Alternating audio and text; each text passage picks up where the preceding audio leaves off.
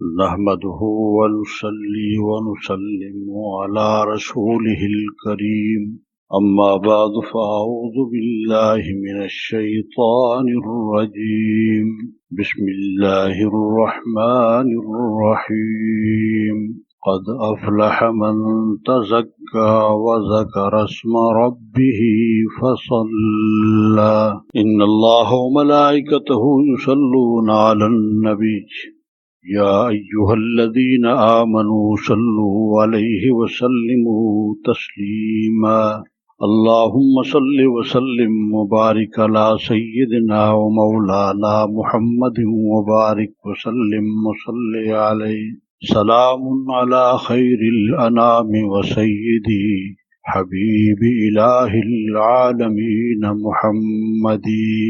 سامعین گرامی قدر، آج کی نشست میں ہم تصوف کے ایک معرکۃ الآراء مسئلہ روحانیت پر بات کریں گے۔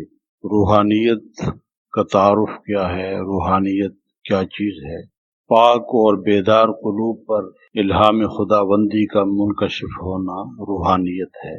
روحانیت اللہ تعالیٰ کی عطا کردہ وہ قوت ہے جو روح کو تقویت دیتی ہے، جس سے ناپاک دل کو پاکی، غافل دل کو بیداری اور تاریک دل کو روشنی نصیب ہوتی ہے۔ صاحب روحانیت کی اساس نیت، افکار، گفتار اور کردار کی پاکی پر استوار ہے۔ روحانیت کا حصول کسبی علم سے نہیں بلکہ یہ خداوندی عطا ہے جو محمد الرسول اللہ صلی اللہ علیہ وسلم کی سیرت پر عمل کرنے سے نصیب ہوتی ہے، جس سے دل پاک اور الہام خداوندی کا میزبان بن جاتا ہے۔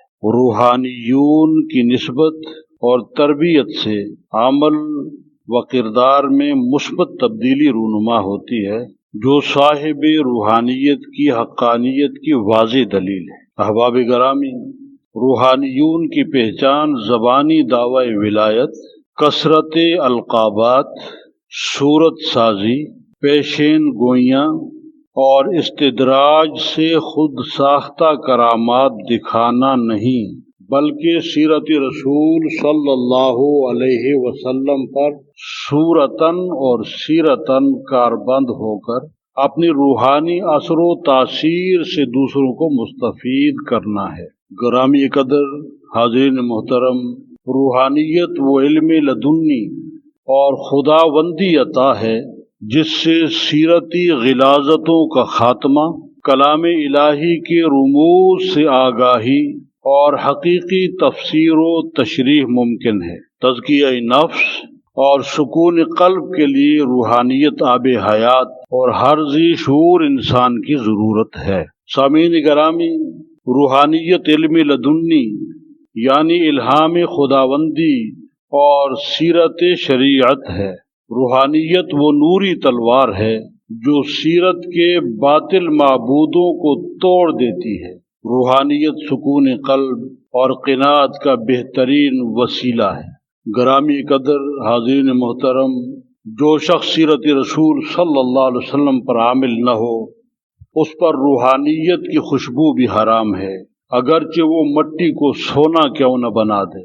گرامی قدر حاضرین محترم، روحانیون دوسروں کی اصلاح کے لیے پانی کی طرح ہر ظرف میں ڈھل جاتے ہیں، لیکن اپنی خاصیت کو ہرگز تبدیل نہیں ہونے دیتے۔ صورت کو غذا سے اور روح کو پاکی سی تقویت ملتی ہے۔